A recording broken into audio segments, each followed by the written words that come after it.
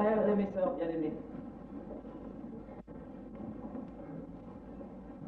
en voyant tout à l'heure, au début de cet office de clôture, s'éteindre soudain les lumières de ce temple,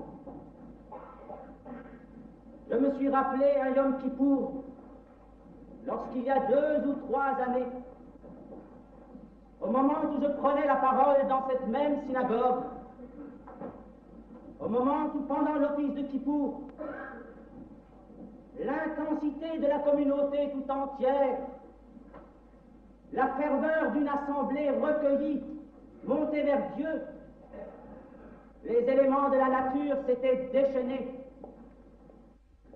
et je dus forcer la voix pour parler dans le fracas du tonnerre et dans une synagogue dont, comme aujourd'hui, la lumière venait de s'éteindre.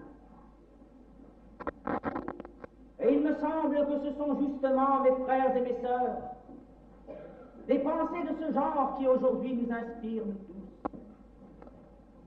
Une synagogue est semblable à un être vivant. Chacun se réjouit à sa naissance, et tout le monde est peiné lorsqu'il disparaît. Et la vie de chacun de nous ne s'inscrit-elle pas dans toutes ces étapes dans nos synagogues? Est-il l'un de nos fidèles qui se preste aujourd'hui à ce dernier office, qui n'ait eu un contact quelconque avec ce lieu de prière?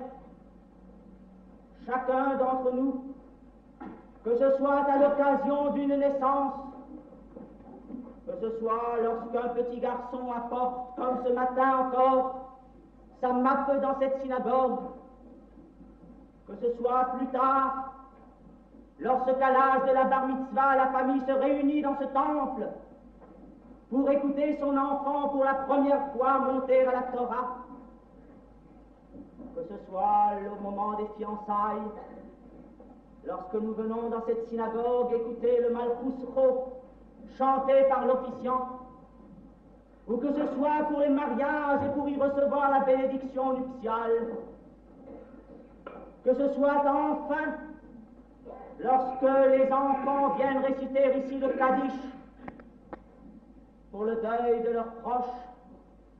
Toute notre vie d'homme et notre vie de juif est rattachée à l'existence de la synagogue. Et la synagogue est comme un parent commun à tous les membres d'une communauté. Et c'est pourquoi, mes frères et mes sœurs, tant de souvenirs nous gagnent et nous remplissent aujourd'hui. Et vous comprendrez sans peine combien ma propre émotion peut être profonde lorsque le privilège m'est donné de fermer définitivement aujourd'hui cette synagogue, à moi, qui ai pris ici même le contact avec ma communauté de Strasbourg. Toutes mes pensées sont aujourd'hui axées, ancrées sur l'existence de ce temple Broglie, comme vos pensées à vous tous remontent à ces années durant lesquelles cette synagogue a existé. Pensez, souvenir de nos fêtes familiales, souvenir aussi de toute la consolation que nous avons pu trouver dans les murs de ce bâtiment si vénérable. Ce n'est pas comme, hélas, le cas se présente trop souvent, la mort d'une communauté qui nous fait quitter ce bâtiment aujourd'hui, mais c'est une ascension, une ascension grandiose. Et nous savions dès le moment où nous sommes entrés dans ce temple que ce temple allait être provisoire. Mais croyez-moi, 8 années sont un temps long qui permettent de s'attacher à un lieu de culte. Beaucoup de nos enfants n'ont jamais connu autre chose que cette synagogue de la place Broglie. Ceux qui, dans les dernières années, ont été bar mitzvah ici même, pourront-ils songer à une autre synagogue? Et chacun d'entre nous qui a fondé son foyer ici même, connaîtra-t-il dans sa pensée, saura-t-il oublier la synagogue de la place Broglie? Combien était-elle grande notre joie, il y a 8 ans, jour pour jour, lorsque nous nous présentions ici pour la première fois dans ce temple, et lorsque la communauté de Strasbourg, après avoir pendant quelques années erré de salle en salle pour y célébrer son culte, pouvait enfin se dire qu'elle avait trouvé un lieu de repos, ne serait-il que provisoire. Et il me souvient des paroles que le vénéré grand rabbin de France, Isaïe Schwartz, Zichrono Livrocho, prononçait ici même le jour de la consécration de cette synagogue.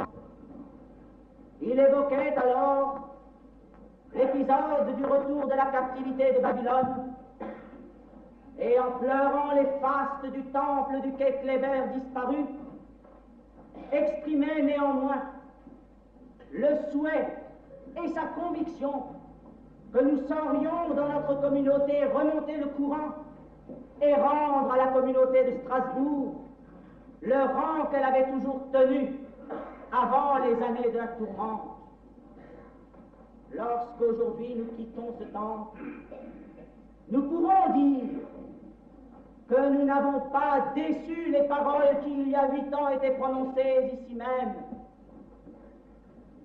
Le départ de cette synagogue constitue une ascension pour nous, et l'ouverture du nouveau temple de la paix est seulement la réalisation d'une des promesses que nous avons faites à nos martyrs. Martyrs dont cette synagogue évoquait constamment le souvenir.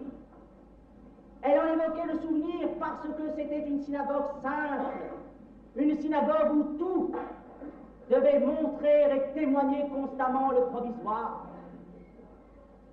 Elle évoquait le souvenir de nos martyrs, parce que nous ne pouvions séparer l'idée de l'ouverture de cette synagogue avec les ruines que nous avions trouvées quelques centaines de mètres ici.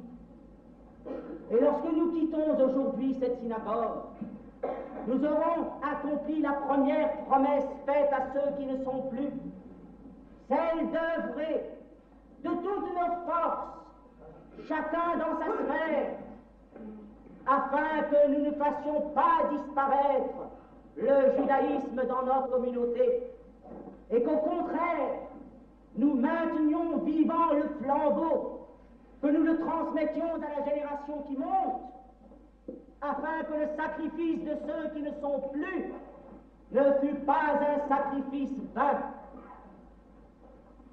Nous quittons aujourd'hui cette synagogue avec l'espoir que dans la synagogue nouvelle, lorsque nous essaierons de construire notre avenir, nous y englobions avant tout notre passé. Nous te quittons au temple auquel nous étions attachés, synagogue dans laquelle nous avions trouvé le réconfort pour nos peines et où nous avons célébré toutes nos joies et tout notre bonheur. Puissions-nous, dans la nouvelle synagogue que nous allons consacrer demain, emporter un peu de l'esprit de fraternité et d'affection qui a régné dans cette synagogue, l'apporter dans notre nouveau lieu de culte, parce qu'il n'est pas question pour nous, qui avons vécu dans ce temple, de l'oublier. Et veuille Dieu, dans l'avenir, qui commencera pour nous demain dans notre nouveau temple, nous permettre de réaliser les vœux, les souhaits de tous ceux qui l'ont construit, avec le souvenir de ceux qui ne sont plus. Amen.